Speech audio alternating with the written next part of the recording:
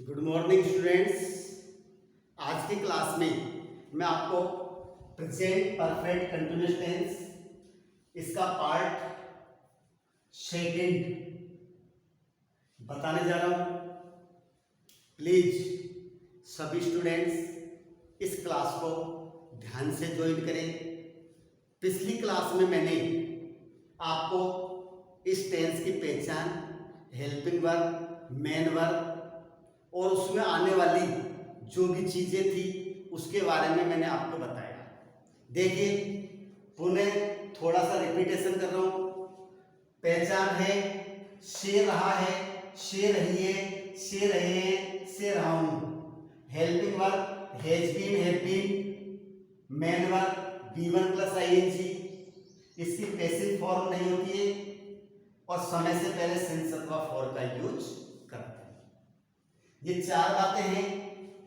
Has been, have been का use मैंने बताया। हैज का प्रयोग ही, शी, इट, नेम व सिंगुलर सब्जेक्ट और हैव का प्रयोग आई, वी, यू, दे व प्लूरल सब्जेक्ट के साथ करते हैं। ये मैं पिछली क्लास में बता चुका। अब मैं इसको आगे बढ़ाया। सिंस फॉर का प्रयोग देखिए, इसके अंदर कार्य की निरंतरता के साथ कार्य के प्रारंभ होने का समय दिया होता है, इसलिए समय से पूर्व सिंस अथवा फॉर का यूज करते हैं। अगर आपका समय निश्चित है तो सिंस और लंबी अवधि के लिए फॉर। सिंस का प्रयोग पॉइंट ऑफ टाइम, जिसको कहता है समय का बिंदु, जिसमें आता है बजे, वार, महीने का नाम, सन, सुबह, शाम। ठीक है। फॉर का प्रयोग लंबी अवधि के लिए करते हैं, घंटे से, दिनों से, महीनों से, वर्षों से, सप्ताहों से और मिनटों से। तो ये आपका किसका है? फॉर का। पिछली क्लास में मैंने आपको सेंटेंस बनाने का एक स्ट्रक्चर बताया था, किस आधार पर, किस क्रम से वाक्यों को हिंदी से अंग्रेजी में रखा जाता है, जो मैं आपको बताया था। अब इस पार्ट में मैं आपको से रूल्स बताने जा रहा हूं। रूल्स क्या होते हैं? रूल्स वही होते हैं जो हमने स्ट्रक्चर में लिखा। जिन शब्दों को जिस क्रम से हमने स्ट्रक्चर में लिखा उसी को शब्दों में व्यक्त करना क्या कहलाते हैं? रूल्स। चार बातें लिख रखी है, इसी को मैं फिर लिखूंगा, तो आप भी मेरे साथ साथ अपनी नोटबुक में लिखते जाएं। पहला रूल्स है, सभी प्रकार के वाक्यों में, सभी प्रकार के वाक्यों में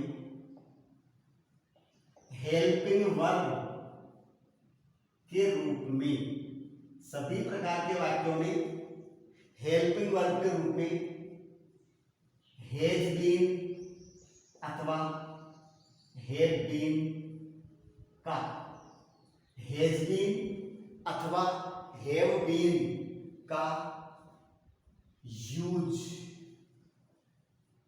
करते हैं। पहला rules, helping verb has been, have been का रूल यूज करते हैं। सेकंड, क्रिया की फर्स्ट फॉर्म में, कौन सी फॉर्म बताओ? फर्स्ट। क्रिया की फर्स्ट फॉर्म में आईएनजी जोड़ते हैं। तीसरा है, समय से पहले,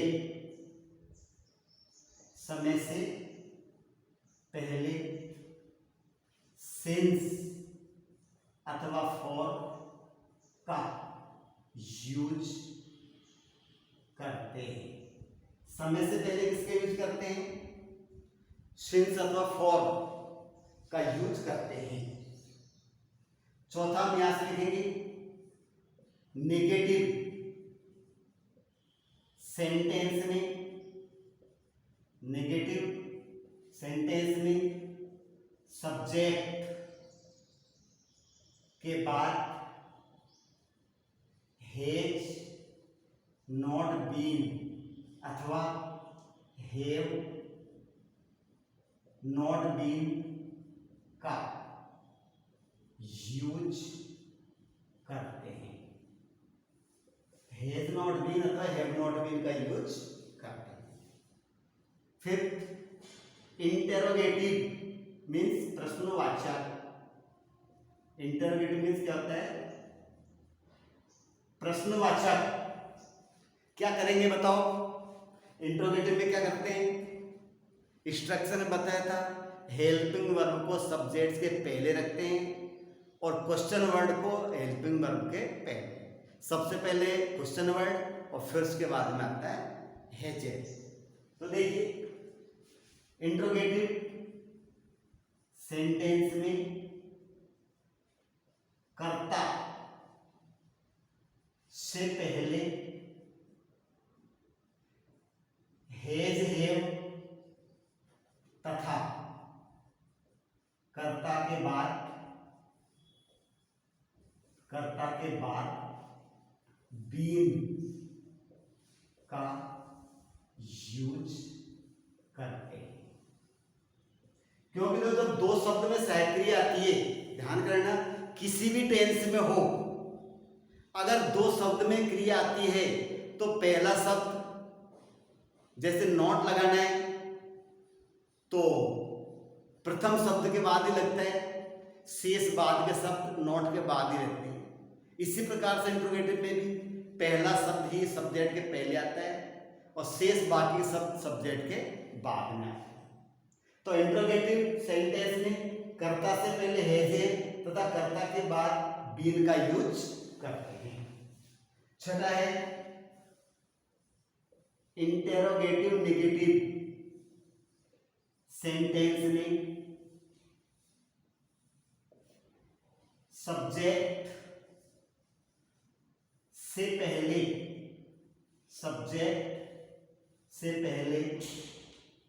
हैज हैव तथा सब्जेक्ट के बाद नॉट बीन का यूज करते हैं। नॉट बीन का यूज करते हैं। क्वेश्चन वर्ड को हैज हैव से पहले रखते हैं। क्वेश्चन वर्ड को हैज हैव से पहले रखते हैं। क्वेश्चन वर्ड को हैज हैव से पहले रखते हैं। ये सारी बातें आपके सामने क्लियर है। रूल्स कंप्लीट हो गए। 7 रूल्स है।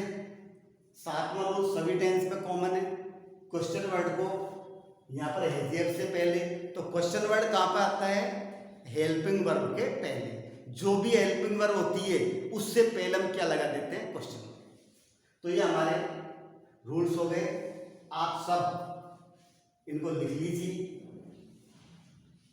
क्योंकि अब मैं आपको कुछ एग्जांपल्स इन रूल्स के आधार पर बताने जा रहा हूं जो आपके बहुत काम आने वाले हैं।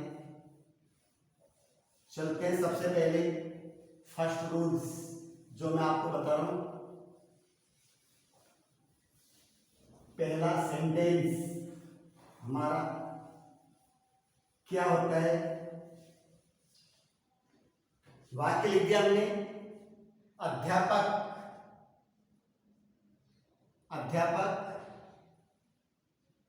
2 दिन से, अध्यापक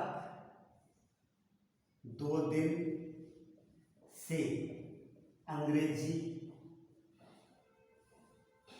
नहीं पढ़ा रहा है। नहीं पढ़ा रहा है। 2 दिन से अंग्रेजी नहीं पढ़ा रहा है। कौन सा प्रकार का वाक्य हो गया बताइए? कैसा प्रकार है? नेगेटिव। जिस वाक्य में नहीं शब्द आता है वो हमारा कौन सा होता है? नेगेटिव। जिस सेंटेंस में क्वेश्चन पूछा जाता है वो होता है हमारा इंटेरोगेटिव। ठीक है। तो अध्यापक 2 दिन से अंग्रेजी नहीं पढ़ा रहा है, तो नेगेटिव सेंटेंस का रूल्स क्या था? हैज सब्जेक्ट के बाद हैज नॉट बीन या हैव नॉट बीन का यूज करते हैं। तो अध्यापक के लिए the teacher has not been आएगा, सिंगुलर सब्जेक्ट है। हैज नॉट बीन पढ़ाना है, टीच, तो teaching, the teacher has not been teaching English in the class. हो गया एक वाक्य। क्वेश्चन वर्ड से बनने वाला सेंटेंस कैसे बनाते हैं?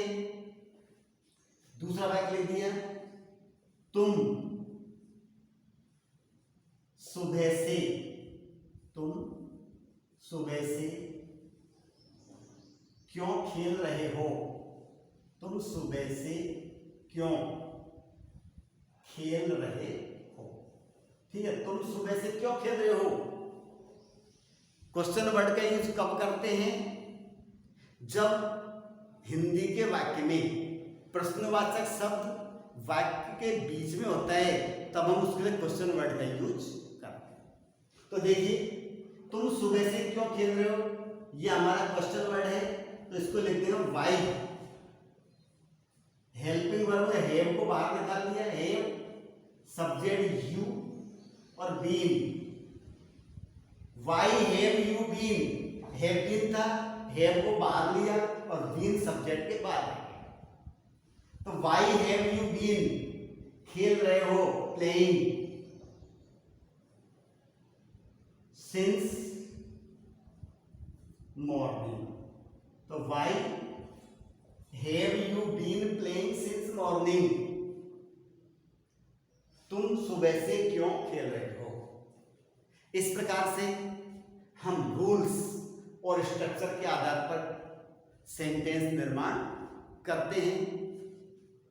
आप सभी के भी ये बिंदु समझ में आ गया होगा। अब यहां पर मेरा एक पार्ट कंप्लीट होता है। अगली क्लास में अगले बिंदु के साथ फिर भेंट होगी।